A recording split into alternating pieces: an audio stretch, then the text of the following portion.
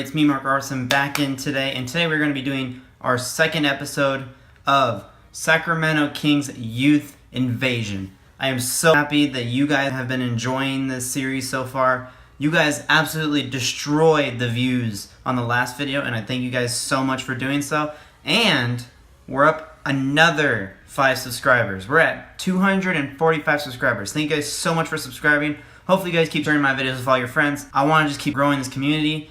You guys are helping with that, and I'm so happy that you guys have been enjoying these videos. Tell me down below what you guys would like to hear more, if you guys want to hear about different things. I know there's some of you guys on Twitter that just really want to hear about certain players already, but you guys gotta wait your turn. Like, just hold on 1 second. I'll get to them as soon as possible. I have everything scheduled out so that they come out in certain numbers. So wait until I get there, and you'll get the player that you want to see the most. Thank you guys so much for hitting the like button. While you're down in the comments, make sure you guys hit that like button. Also, hit my notifications bell to become a part of my 6-man squad.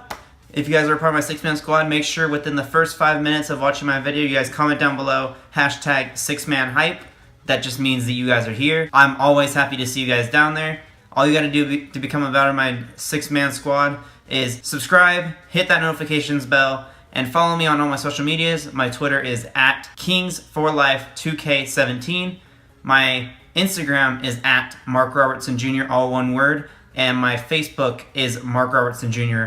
Today's sub of the day is Samuel Cornelison. Thank you so much for subscribing. Thank you so much for commenting down below. I love reading all your comments. Thank you so much for hitting me up on Twitter whenever you want to talk. I always like talking on Twitter. I appreciate your support, and let's get into today's video. Today's video, we're going to be talking about the leader of the University of North Carolina team that helped lead them to NCAA tournament championship this year. Yes, I am talking about 6'8" small forward Justin Jackson. 6'8" small forward, 6'11" wingspan, 22 years old.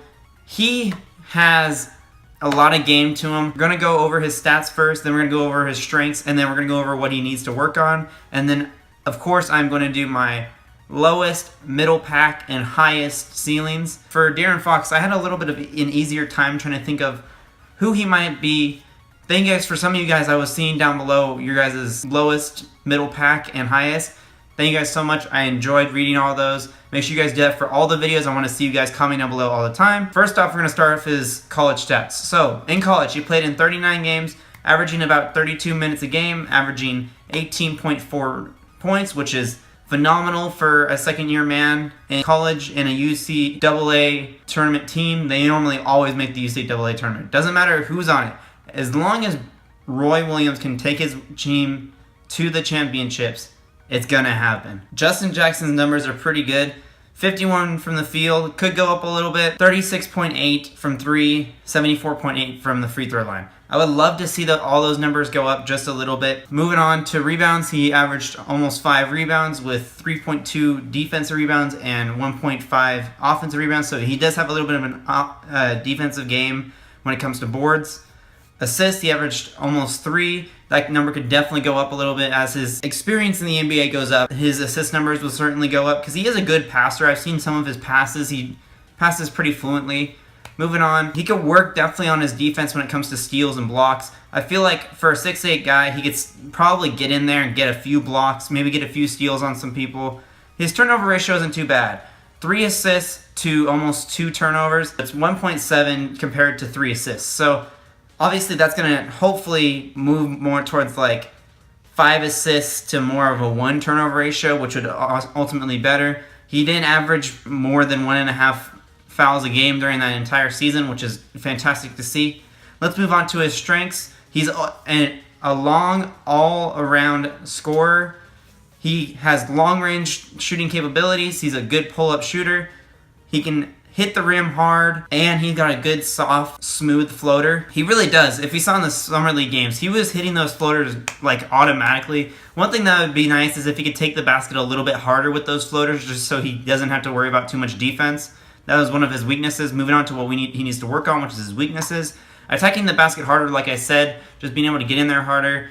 The harder you attack, the more likely you're going to get fouls. It's kind of the same thing with De'Aaron Fox, how he just needs to get in there more aggressively. If you get more aggressive, the more likely is you're going to grab a few fouls. But don't be too aggressive that you're going to draw some charges. You don't want any of those to happen. His defensive game needs to improve, like I said. He's more of an overall scorer. He's not too much on the defensive side. He does have defensive game, don't get me wrong, but it does need to go up. It needs to be turned up just a little bit. Being able to play around NBA defense, as we saw in college, as long as he was open, he was fine, but it was really hard for him to be able to get around players. Like, if he could bulk up and gain some strength, it'd be cool. He'd be able to just drive around players and get to the basket easily. And that moves on to the next one, bulking up. He really needs to bulk up in the fact of just gaining strength. There's a few different players on this team that do need to do that. De'Aaron Fox is one. Probably for De'Aaron Fox, more to like 10 to 15 pounds. For Justin Jackson, it's more between 20 to 25 pounds, especially for other small forwards in the league like Carmelo, Rudy Gay, Kawhi Leonard. Everybody has a lot of strength, and that's the one thing that Justin Jackson has a very hard time with is his strength.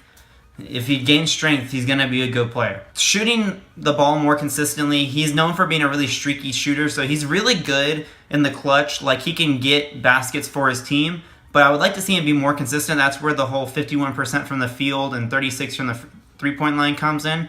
When he has a tutor like Peja Stojakovic and Vince Carter and coaches like that, or like just mentors like that, he's gonna get the ability to be able to just like, his game will gain better, his shooting will become more consistent, which will be awesome to see him get to. Now let's move on to his lowest ceiling, his middle pack, and his highest ceiling. So I just went back like I did with De'Aaron and looked at different small forwards through the years that have been interesting to look at. And my lowest ceiling for him is that he's either going to be Wilson Chandler type of player where he can shoot pretty well, but his defense is not always the best. Obviously, Wilson Chandler's defense has gotten better over time. It's not the best. He's a good shooter. Wilson Chandler did gain good did bulk up and grab rebounds over time, so that's good to see for him. Another player that his lowest ceiling could be is like a Matt Barnes, same situation. Good passer, good shooter, kind of streaky, bad defense. If his defense just keeps on growing, he'll grow over more into these players. Moving on to the middle pack. And one of the two players in the middle pack is more likely where I see him ended up being his overall career-wise. And so the first player would be Rudy Gay. Not in the sense of Rudy Gay's ISO, because Jackson can definitely play more of a team-oriented ball than Rudy Gay, because Rudy Gay is more of an ISO-oriented player like Carmelo is. Jackson's talent could get to the talent of Rudy Gay, where Jackson could be having 20-point games to 25-point games. You just never know with this type of player. He's kind of like Wilson Chandler meets J.R. Smith, but stays small forward. He's a streaky shooter, but can still shoot the ball very well when he needs to. Moving on to the second player in the middle pack that I think he's most likely like. I think he's kind of like a Joe Johnson. Joe Johnson mainly was a starter who got much better at his defense over time, but mainly was a starter for his shooting.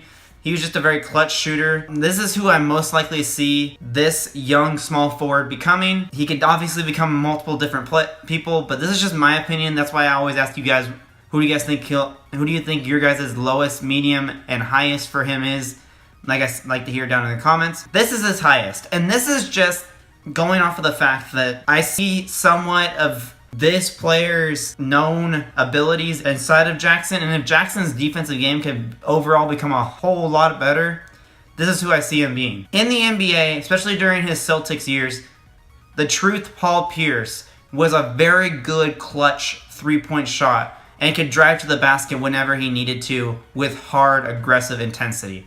Paul Pierce could hit very, very solid clutch contested three balls. He was super good at drawing the foul from three. So if that could be what it could become, if he could become more consistent with his jumpers and with his threes and get better defense and overall be just a very aggressive scorer and an aggressive defensive player, you never know. We could be looking at the next Paul Pierce. You never know. I'm not saying he will be the next Paul Pierce, but he could be the next Paul Pierce. What do you guys think down in the comments? Do you think that Justin Jackson, if he puts his mind to it, bulks up, gains defense, gains offense, becomes more consistent with his shot, he could become the next truth Paul Pierce? I want to know what you guys have to say down in the comments. Make sure you guys are answering down in the comments what you guys think about what I've said. Make sure you guys, I always want to see your guys' lowest, middle pack, and highest ceilings down below. Don't forget to hit that like button. I always like to see you guys' support down below. And I'll catch you guys later, Hoop fans.